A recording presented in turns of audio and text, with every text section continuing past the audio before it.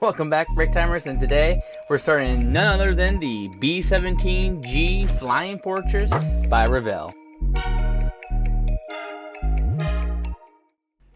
Alright, getting started on this model. This is the B-17G by Revell, 148 scale, and we did get a Magic Models animation kit sent to us all the way from Belgium, and I will get on to the review of that. But this particular build does not have a whole lot of parts. As you can see here, some wings, exterior features, a small bit of interiors, and well, that's about it.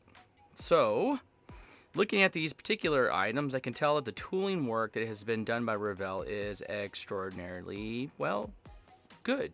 I would say not overly great, but there's enough detail inside that we can add things to it, give some color, some contrast, and do some other things that will, if you wanted to, slice this aircraft in half and have it as a half view, or snap it together and play with it like we're going to with our animation kit.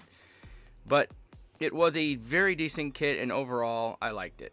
So, getting started on this particular build, they have us building the rear portion of the aircraft. The bubble underneath of the aircraft is the turret that one person will sit in, and it asked us to go ahead and to install that. But I wanted to go ahead and show you that I had this material from a company based out of the UK. You've seen my video before. If you haven't, go ahead and check that one out. But this is, it looks like glass from Materials Company out of the UK. This is replacing the pledge that we have been using for a number of years to dip our glasswork in for our models. Now, I say pledge because for the longest time, Floor Pledge Wax has been what we've used. Now, Pledge has stopped manufacturing that particular product, and now we're off to look for other things. This has been it for me. I will not use anything other than the deluxe materials based out of the UK called It Looks Like Glass. You simply just dip whatever you want into the bottle, make sure there's no bubbles on it. It may take several dips before you get to that point, but check it out. You get the material on it, and then once it's nice and coated, you're going to take that little clip with all of the coating on it, and you're going to put it inside of a holder. It takes about a couple hours for it to dry. And that's right, it's coffee time. So, after a couple cups of coffee, we've gotten started. Gonna get things sanded out, gonna get things ready to go. Got this rear tail section and all these other little parts that I wanted to make sure were primed out. So I went ahead and obviously primed everything black. I usually do that when they're still on the sprues because it makes it easier for me to, well, move a little quicker when I'm assembling these items. I do have that handy little fan that I have off to the side. Comes in handy when I'm trying to get things dried a little quicker. Now I'm going to go through and not be too detailed with the instructions on how to do things. Look, if you pull up a drawing or interior as I did on the internet, you will notice there is a lot of yellow canisters which hold oxygen. Now there is a mix of steel and olive drab and light brown and dark green, depending on what aircraft that you're looking at and which paints were left on from the original manufacturer of said aircraft. But your imagination is only your limitation. Well, lots of little parts, including this little section right here that's over the Bombay area. When it was all said and done, I did not include the Bombay area in as far as materials because I could not fit my Magic Models board and wires inside of the aircraft. Slow little view of the turret, just a light gray on that particular item, and off we go. Guns go back into that top. They're saying not to glue it, but I did because I didn't want it to fall out with any of the gyrations from any of the animation work that I may or may not be putting on that particular item said later. Now, painting has always been something that I really enjoy doing.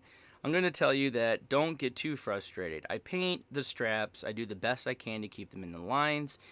And when I'm done, I go back over with the seat color to sharpen those areas up. It does have a couple areas where we have natural wood that needs to be put onto the aircraft. So what I do is I start with a base wood color by AK and darken it up as I want with other colors. Now the wood grain is on that piece, so it makes it easy for us to make that happen. So you just kind of use your imagination once again. I even powdered it out a little bit with some of the AK stuff to give it a little bit of a browner tone. Currently I'm working on the seats. Again, I put a little canvas on those seat belts and then I go back over with the seat color. Here I am just getting the cockpit area painted up with a black, ready for some details later on whenever it dries. Give it some time, don't rush it. Now, as you can see, inside of the aircraft there are lots of little details. They even have them up on the wing area of the right hand section, or rather, tail area of the right hand section. This is if you wanted to leave the aircraft as an open view, meaning we're only going to build the right side of the aircraft, leaving all of the left side of the aircraft off. Since we're not doing that, I'm not going into detail on that area, and I will just cover it up whenever I snap the model together. I am going to be painting here. I do get a little frustrated as later on in the evening I start to notice as I move forward that I'm getting some onto the outside shell, and so I just let it dry to come back later and we'll clean that up. The wheels were a delight. They're just basic wheels. They do have some low sections on the tires, and that was for the plane to be sitting as it had weight on it. I thought that was a nice little detail added by Revell, so it's not just this total tire sitting there like totally inflated. Does it give it some realism, right? I'm using some gunmetal on these tires, and I'm moving as quickly as I possibly can because I've got a couple of those I need to do, plus some other stuff. And well, they're going to be covered up if they go outside the lines with my black rubber by AK. This material by AK I love because it's a paint product that I can put on. When I get done with it, it looks like it's really rubber. And so I just do a coat of that on there. I only had to do one, sharpen up my lines all the way around it, and then I go back in with some of Tamyia's Master Weathering Kit, and I'm going to put shaved metal and also some gunmetal onto the rims to help powder that glow down a little bit to give it some wear and tear around the tires. And I got a little bit off with that brush because I didn't wait quite long enough. But as you can see, once you use that powder all over the tires, you get done, you get kind of that dull, worn look to it. And when you get done, you get something special like this, which I think turned out quite nicely. Now, once we get the tires mounted on to that, we have the understructure of where the tires will be held. Now, I'm going to go ahead and put some silver or some metal colors of your choice. Choose what you want onto those shocks. I left the rest of the bracing to be that olive drab. Now, they do have that kind of a lighter, airline or air structure green that we usually use, that zinc, kind of zinc green or whatnot. But I noticed in a lot of the older pictures that everything was either this really dark green or an olive drab. So I kind of went with it. Now we've gotten to the point where I'm ready to get started on this kit. Now I was very disappointed by Magic Scale Models kits. These are the little inserts that go into the engine cowling and then the engines go inside of that. But you're going to find out later on that that's not all that you need to do. Now it doesn't say that you need to cut these off, but it doesn't show that they're even there on the picture. So we got to get them off.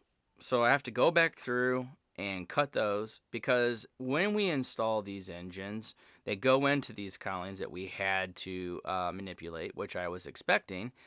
They will fit between that large gray piece and the front of the engine. Now this is where stuff starts to get really, really sketchy with the requirements. Now, obviously, we got to get rid of the nubs that are on the front of the engine cowlings because our engines will be moving and not going to be sitting. So we're going to have to slice these areas off. And once we're done doing that, it's asking for us to go back and make sure that the opening is of a 6 millimeter opening so that the engine cowling holder, the new little brackets that are going to go in there, can go through and attach to the engine pieces that came with the model after we removed the outer edge on them. So just take yourself a little razor saw and gently remove those. I found later on that it would be much easier to drill these out if I was to put the wings together and tape them and then do this instead of trying to hold it. But the drill bit, no matter what you do, will bind up on this. So just move really, really slow. Don't go too fast or you will destroy the plastic that this is attached to. If you can, I would do it by hand. Otherwise, just be gentle. Now, this is part of the sketchiness that I'm talking about. They want us to go ahead and home out the inside of this to where you can start to see the plastic discolorate, making a lightened color on the outside of the cowling.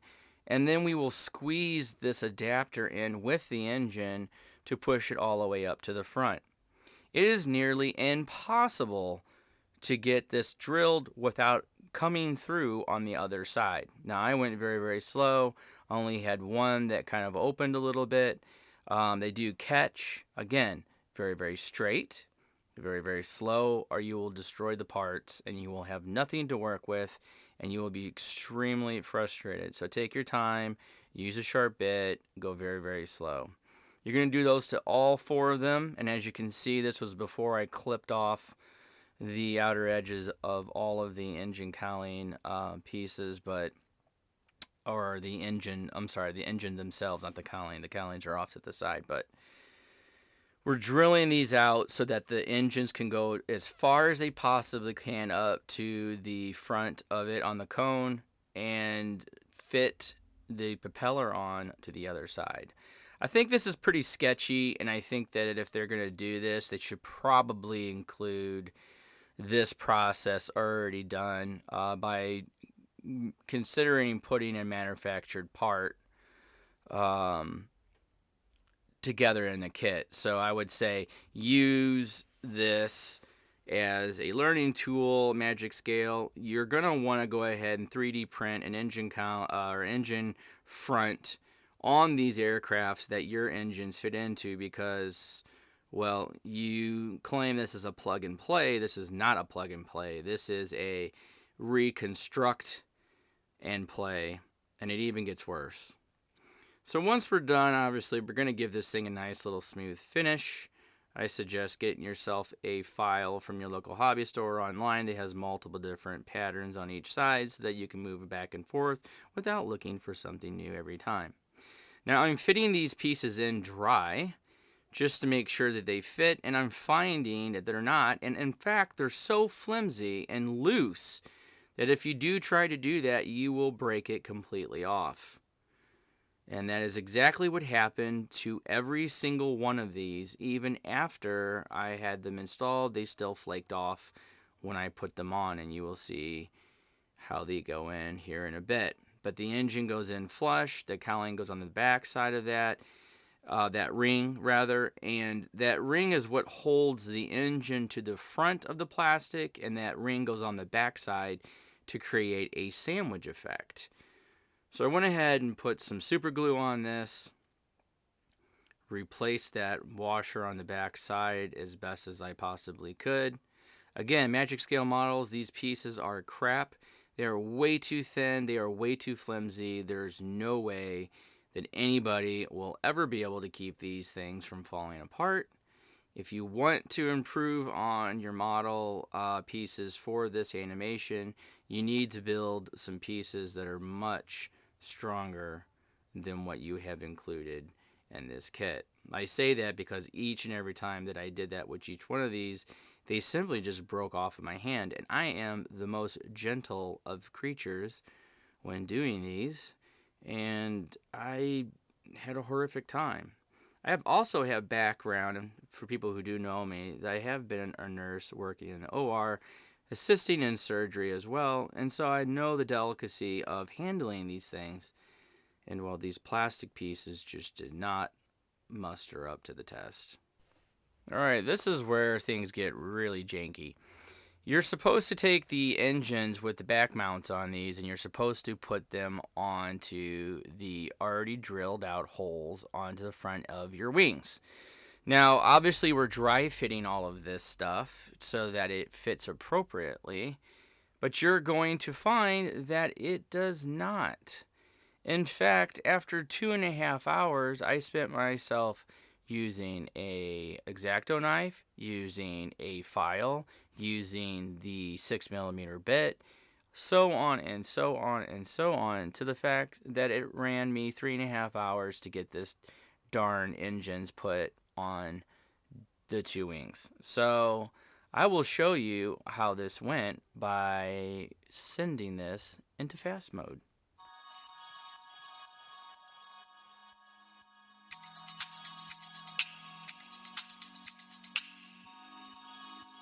Yeah, yeah, la, la, la, la. Yeah,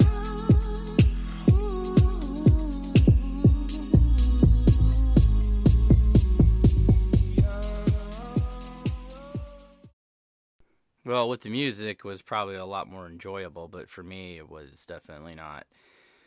So this is where I finally get the holes exactly where they need to be at so that we could glue this bad boy together. And as you can see, that plastic ring that comes with the engine adapter kit will fit on the back side of the engine opening, and the other portion of it will fit on the front. Again, reminder, Magic Scale models, your little pieces that you have set into your sets to send out to all of us plug and play people is crap. You need to fix it. The plastic is not nearly thick enough, and the parts fall apart in your hand. So please go back before you send this out to anybody else and fix that design flaw. It doesn't make it an enjoyable experience, and you probably will send many of our viewers into a, well, psychotic phase where they'll have to be hospitalized if you do not fix the fact that these engine column adapters are crap. Can't say it enough. But either way, we're getting to our end goal, which is to get this plane to start up on its own without any help from us. The glue works. I used a little bit of a accelerator on that to help that happen. And whenever I got all four of these into place and then ran my wires, I was able to sandwich together the wings and call it a day. But before we do that, let's do a quick review. Lights from the landing, from the nav, both engines, and all go out to the end of the wing where it will fit into the fuselage when we're ready. Talk about popping more tums. Now, they give us these little pins to put into the propellers. These are going to be the sites where the propellers will attach to the motors. Now, it's a very small hole, and these pins have to line up perfectly, which what it's telling you to do is to push it into the propeller. And then once these are all glued into place, you're going to cut the back of that piece off. Is what it asked you to do. I would think in the future that I would probably not do that because, well, when I did do that, it did not keep the alignment on the propellers. After I have run it several times, and actually when I was pushing them onto the motor straight and evenly without twisting them in either direction, they did not sit onto the aircraft the way that they should. Again, well, now that we are moving forward, this is what the interior of the bomber will look like. As you can see, I've already got some of the taping done, some of the lights put into place, and this is before that I realize that when it's all said and done, these particular areas in which all of these cords come together and then need to go to the back will become one's worst nightmare. But simply put, they come with these very fragile wires that will fall apart. You have to squeeze them into place. Probably should have done that before I put these pieces in. However, then the pieces, when I went to go put them in, would not have fit. So either way, it seemed like that the wires were going to give me trouble no matter what I did. Moving forward, we have the wing once all the wires are put into place. And if you didn't notice before, I forgot to put the wire in for the speaker and actually put the speaker in the wing. So I had to undo my work and go back and do that. That was my bad. Not magic scale models, but that was my bad. It tells you that you need to drill a hole into the side of the aircraft, which I did. I then fed the wires through that hole that I just showed you and pulled the wires back. Now, Revell's kit has an awesome feature in which it does have a push, snap, and it tightens as you push the wing forward. One of the best fits that I've seen on a model that I put together without having to hold up the wings with coffee cans and paint stirrers and all kinds of other stuff to get it to fit on correctly. So, good job, Revell.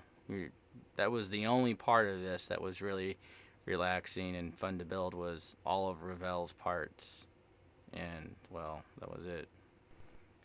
So when it's all said and done, this is what it's going to look like. You're going to have wires coming out from one wing, and as you notice, there's no lights inside of the ship at this point because, well, we haven't gotten to that point. Now there is a little bit of wiring that's been done over on the right-hand side, but again, you will be able to see that there is a ton of wires that also come down this side.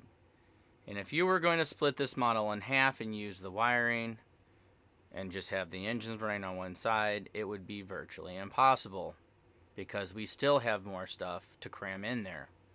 And I will prove it to you by showing you this.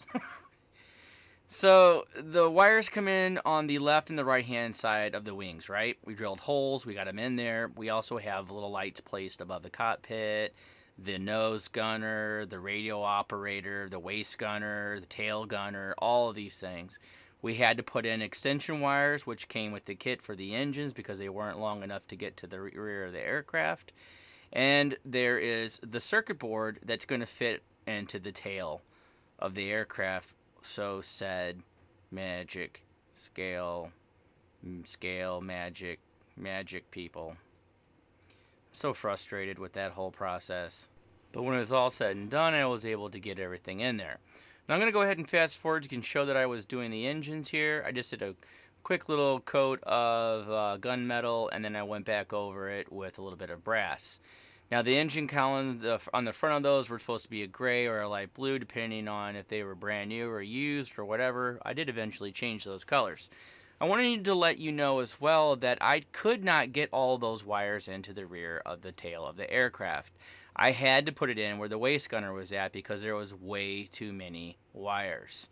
I do not know how Magic Scale Models did it, but I will tell you I got very frustrated and said, time to just get this thing together.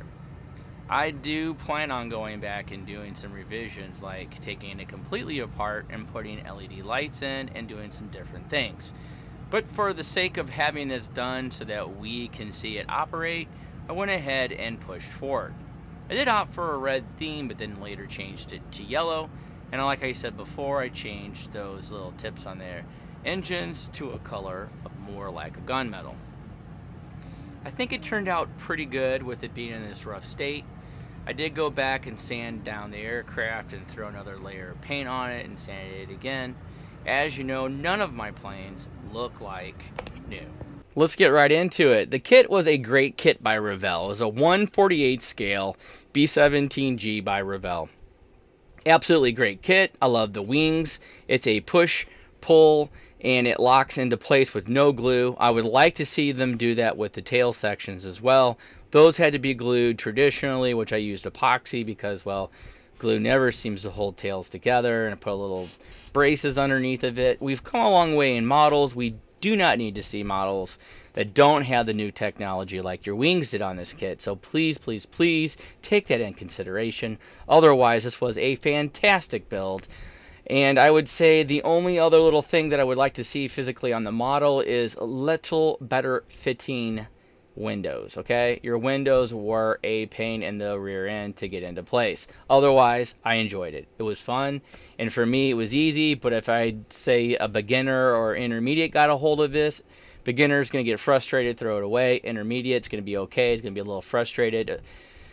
And somebody who's been doing it for a while is going to say, well, it really should have been done a little differently. It would have been a lot more enjoyable for everybody involved. We don't need people leaving the hobby. We need people coming to the hobby, right?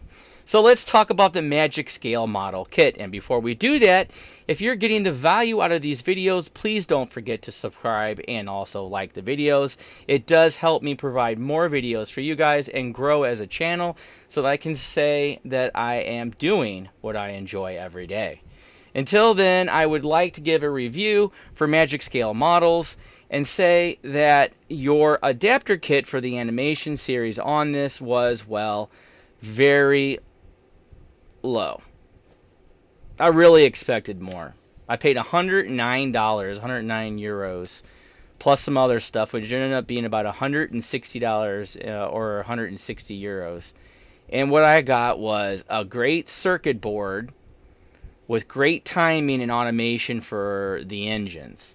What I got was, in addition to that, was wiring that was cumbersome, hard to hide, difficult to pass through into the plane.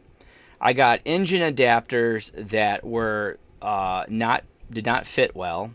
I had to customize my plane to the point where I almost destroyed the pieces to it, which is part of it, where you have to go until the plastic starts to turn coloration, then you've got just enough out. And the holders for the motors were horrendous. The backs of them that are supposed to be holding them into place snapped off with ease. And also the little inserts for the propellers went in, but when you cut the ends of them off, you didn't know what you were going to get. None of them ended up straight, none of that stuff. So I would say that if you're going to make this kit and you're going to produce it as a plug and play, first of all, do not say it's for all skill levels. It's not for beginners, it's not for intermediates, it's for advanced scale model builders, okay? It's not a plug and play system because all of your plugs don't play. They fall apart as soon as you try to plug them into the circuit board and you manipulate the board just even a little bit. They all fall off. I had to resolder every single one of them. In addition to that, with the backs falling off, I had to reglue all of those. And also, I had issues with getting the propellers on because not all of them fit and they were lopsided and wiggly whenever they were going. I do this stuff every single day. It was precise, and for somebody who doesn't, they will never do this ever again. Now, if you're going to do this like on a Spitfire or something like that, then by all means I say go out and do it. Matter of fact, I probably will. The fact that I cannot produce a circuit board that does everything that this does, then I'm going to have to pay the money, right? So it would be nice for you to put a little extra oomph into this kit by making the parts that are in addition to the kit for the adapters for the engine, all that good stuff, tougher. And you can fix that by not making us use the engines that come with this kit, the plastic fronts of the engines. By you making one of your own for your engines and your motors to sit into would make all of the difference.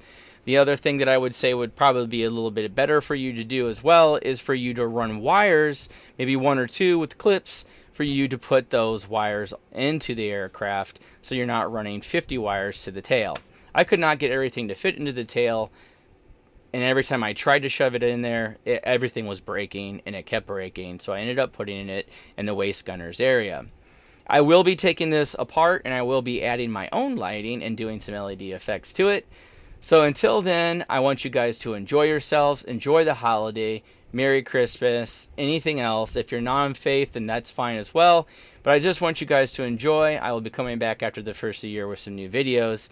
And, well, we've been waiting long enough. Here it is, the unfinished B-17G by Revell with the Magic Scale models, working engines, sound, and lights.